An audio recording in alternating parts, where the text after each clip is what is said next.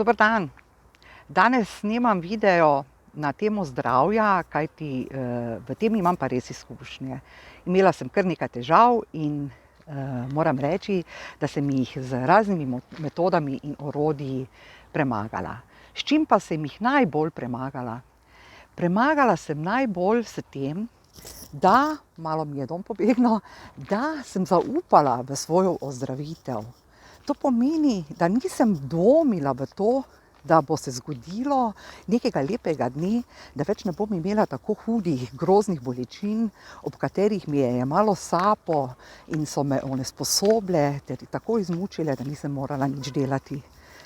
Bilo je obdobje, ko sem na primer šla pomila 3 krožnike, malo posode, napravila 20-minutno kosilo, pa sem bila popolnoma izčrpana od vseh tistih bolečin, ki so me prevevale skozi ves dan. Kako se je zgodilo, da tega več ni? Dejansko, tako kot sem rekla, to je tisto zaupanje in velika vera v to, da bom ozdravela, da se bom samo izcelila, samo ozdravila, bi lahko temu rekli, samo ozdravila, ne vem, no kakorkoli.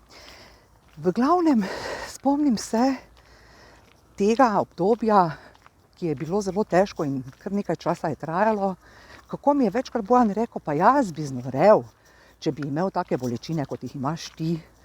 Jaz ne vem, kako to vzdržiš.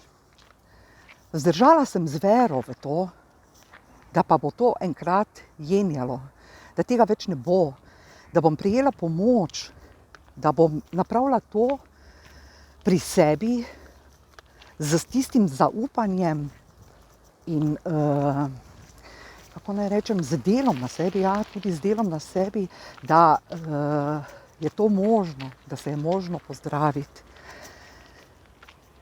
Res je, bili so trenutki, ko pa včasih res nisem verjela v to. To je takrat, ko je res bilo najbolj hudo, ko se nisem mogla vstati s postelje, ko nisem morala iti na WC, enostavno, ko sem bila čisto, kako naj temu rečem, nesposobna, da bi lahko delovala na kakršenkoli način. Vendar veste, kaj je pomembno?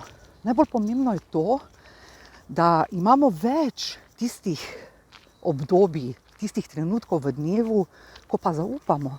Vse normalno, vsakemu človeku se zgodi, da zgubi zaupanje za neki trenutek, da pridejo dvomi, da začneš si misliti, ja, se pa delam vse na svoji osebni rasti, pa kako to, da ni izboljšanja, kaj se dogaja z mano, to je človeško. Glejte, to ne bi bilo normalno, če bi bili skozi na visokih vibracijah. Pomembno pa je, da z različnimi orodji, samo malo se zasukam, Tonči mi nori, kolo pride, pomembno pa je, da se potrudimo biti čim večji del dneva na visokih vibracijah, čim dalj vztrajati na tem, da naše vibracije potegnemo iz tiste hude bolečine, iz tiste hude travme na vibracijo, ki je višja od, rečimo, potrtosti, žalosti in vsega tega, ker bolečine prinesejo vse to zraven, potrtost, žalost, depresijo, anksioznost, ker enostavno je težko verjeti v to, da boš zdaj pa kljub bolečini ti nasmejan, pa boš skakal od veselja naokoli, pa poplesaval, če ne gre, če enostavno ne gre.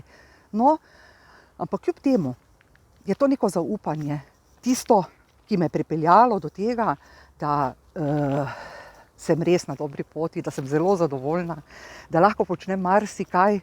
Mislim, da bom lahko počasi začela tudi teči. Malo še bom počakala na to, ampak kaj hočem povedati ob tem prispevku? Da je treba res verjeti v to, da je pomoč na poti.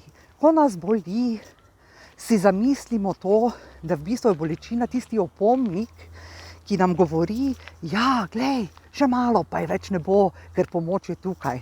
To, da je treba zaupati v to, da je vesolje tisto, ki nam da vse to, kar mi potrebujemo, da se nam odvija vse v naše najvišje dobro.